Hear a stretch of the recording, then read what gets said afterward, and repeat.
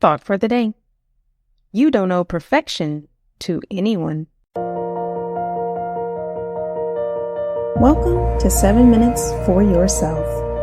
I'm Christina, and I'm so glad you've joined me for what I believe will be 7 of the most enriching minutes of your day. Let's take this time to reconnect with ourselves and improve our well-being.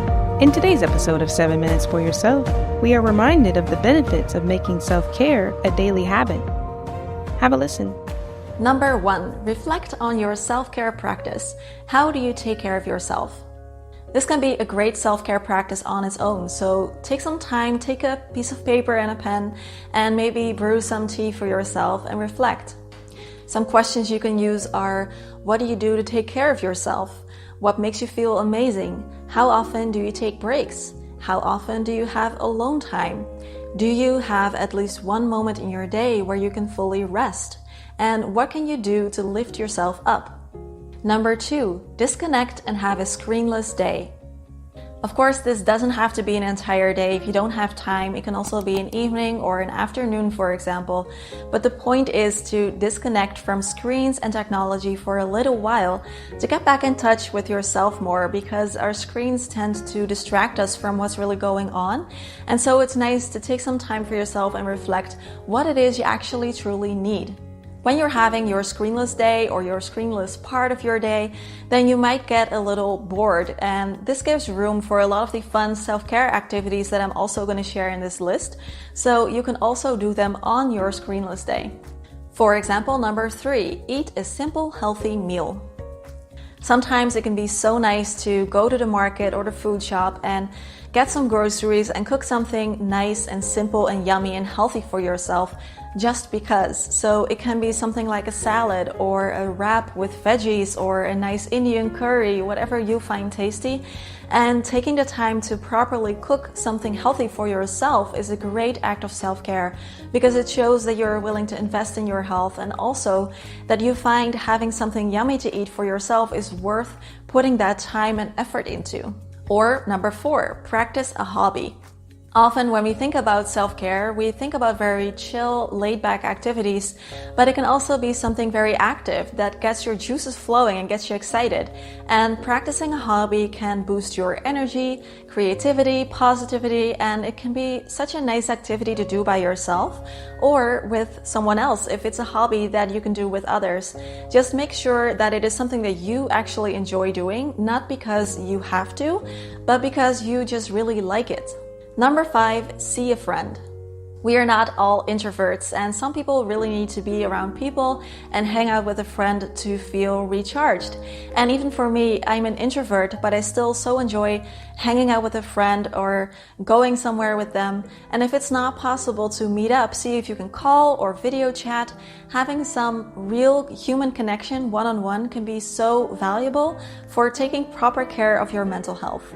Number 6, read a book. I have talked about the many health benefits of reading in this video right here, and it is a healthy habits video, so be sure to check it out if you're interested. Reading improves cognitive functions, memory, empathy, and it's also just a very relaxing activity to do. So when you are reading, make sure to actually set some time aside for it, even if you don't have much time, to really get into it. And of course, it's nice to really get comfortable, get out a blanket, brew some tea, but you can read anywhere. And if you are choosing a book, make sure that it is something, again, that you really like, not because you think it has certain benefits to read that book or you think you have to read that book, but just because you are genuinely interested. Number 7, give yourself a hug. Often we look to others for affection, but really we can just as well give ourselves some love in a form of a hug. And research shows that hugging, even hugging yourself, can lower your blood pressure, reduce stress, and also release some of the happy hormones like oxytocin. Number 8, eat more fruit. If you enjoy sweet snacks, cakes, ice cream, cookies, it's a really great self-care routine to incorporate into your day. Of course, fruit is good for everyone, but especially if you have a sweet tooth, then having the habit of eating some fruit every day can really help to reduce sweet cravings. And of course, it's just also really yummy. Number 9, go outside and be in nature. Often when I feel stressed or disconnected, I realize that I haven't been out in nature in a while. Our brains are hardwired to enjoy being around greenery and water because our brains are still almost exactly the same as when we were cave people. So go outside, get some fresh air, go to a park or a forest or the beach. Try to find something where there's greenery or water. Number 10, do something creative. Creativity can help focus the mind, and really when we're feeling stressed or when we're just mentally not feeling our best, then doing something creative can be a really good outlet. So try to connect with your inner kid for a while. Don't worry too much about making mistakes or doing it wrong or making a mess. It's really just about creating something, and anything you make is good. So try to make something outside of yourself, like art or music or dancing, and let that creative side of yourself that you might even not have known was there have the stage for a while. That concludes today's episode of 7 Minutes for Yourself. Please take a moment to rate and review the show on Apple Podcasts. Today and every day with your kiddo is a gift. Enjoy it.